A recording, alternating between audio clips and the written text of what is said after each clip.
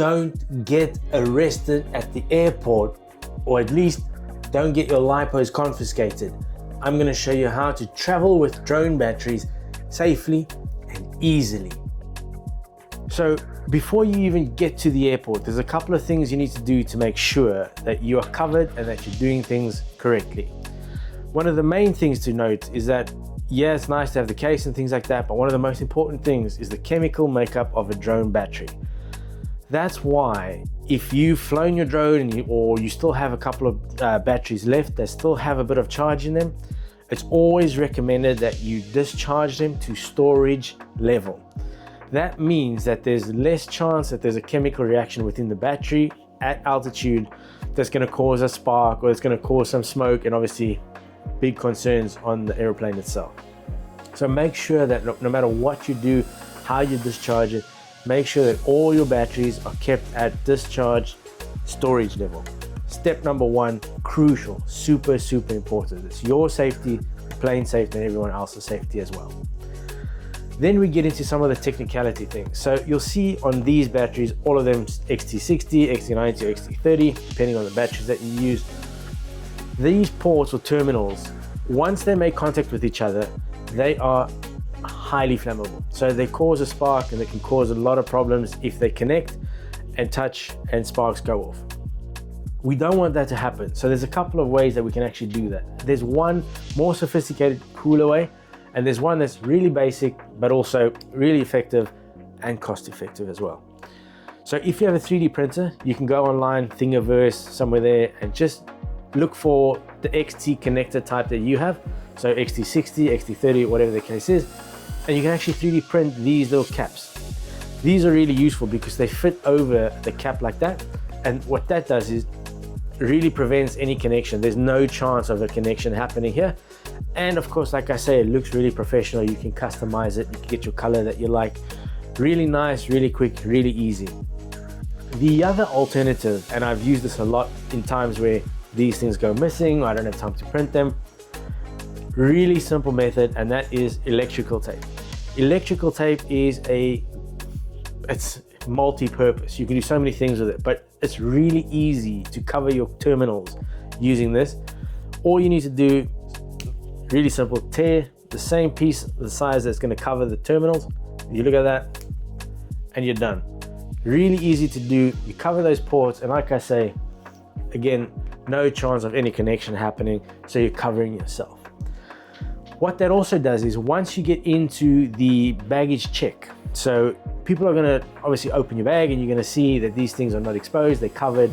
It adds a level of safety and security for those checking your bags, but we'll get to that. So what I like to do is once I have them covered, so let's do that for an example. I cover those, I take the cables over each other, and I like to either do it this way, where I just take an elastic band or rubber band, put them over that way, and it keeps it nice and neat for when I put it into one of these. Now this Torval case is top tier. I've had it for 6 years for an example, and it has been through countless flights, countless knocks and bangs and things like that. Always go strong, so I highly recommend Torval for that. I'm not sponsored, but this bag is a lifesaver. Then what I do is I just make sure that I store them all in the bag really neatly, making sure that everything is facing the same way, purely because I want to keep the cables looking at a specific way, not crisscrossing or adding any unnecessary friction. So this is super important because this case, once closed, is a fire safe. It helps kill the fire if there is a fire inside because it smothers the fire. And all around, it's just a really nice, handy bag that I use day in and day out, really. And like you see here, you just carry it around, and it's really cool. That also adds another layer of confidence when they're going through check-in, because they can see that the case is covered really nicely. You've covered the terminals, you've got your batteries all at storage level charge, and of course you've got it in a secure bag like this. That adds another sort of safety blanket for yourself before you fly. So that's really important. There's a couple of other things that you can do that you can just, take a sort of forward look at what could potentially happen. So one of the things that I encountered was I had gone through the baggage, I had made sure that all my things were discharged, I had all the battery covers in place, But one guy decided that he was going to stop me. And one of the things he said to me was, did I let the people at the counter know that I was flying with all these batteries? And I said to him, I've been flying for years. I've never had to do that. And he took it upon himself to make it clear that I had to do that. So I had to run all the way through arrivals again. I had to go all the way to the desk check-in and tell them, listen, can you call the guys back and let them know that I have these batteries on board and everything is fine. So to avoid that scenario, it's not a must, but I recommend doing everything you can to prevent it. Is potentially saying to the guys at the desk, saying, look, I have a couple of drone batteries. They're all a storage charge. They don't exceed the carrier's watt levels. So for example, 1 watt for an entire flight that I would take. They don't exceed those levels, but I just want you to know that they are on board. I'm not putting them in the stowaway. So we're all aligned on that. And what that does is if they do have to call back through the baggage, they can actually confirm that actually this guy did let me know that this is the case. It's all fine, let him through. Because I had an instance where I traveled with about 15 of my 1350 4S batteries, my custom lithium ion batteries, I had action camera batteries, I had my Sony camera batteries, and they were looking at me like, what is going on? So just to make absolutely certain that you're going to get through the check-in, all you need to do is just let them know, really quick, really easy, and that's it.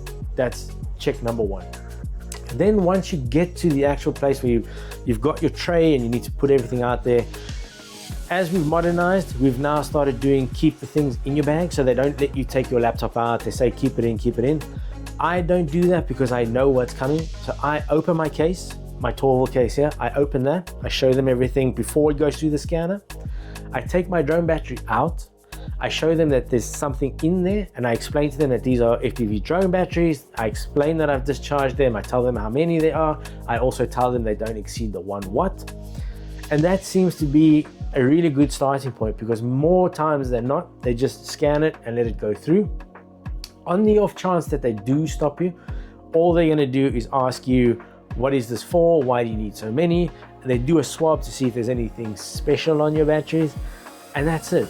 Usually, if you've taken all those steps before you've even gone into the airport, your travel, your journey will be so much easier, because they know that you've taken the time to understand the law. You also know what to do with the batteries, how to store them, how to pack them, and you've taken it upon yourself to be extra safe. Something that, you know, it's an odd one, but just be friendly, don't be combative. If they ask you questions, be as helpful as possible. You know, answer everything they have. They have a job to do. Some of them potentially don't know the laws themselves, and they feel by putting pressure on you or speaking to you in a certain way, they make you feel like you're a bad guy.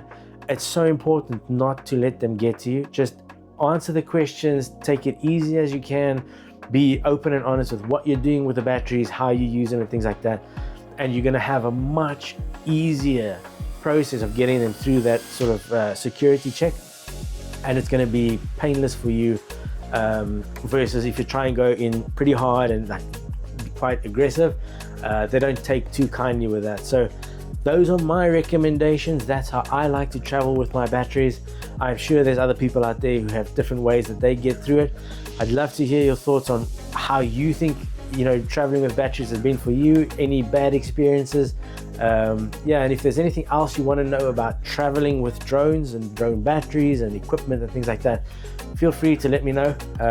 Happy to do a video on any topic that you need any more information on. So until next time, Shanana.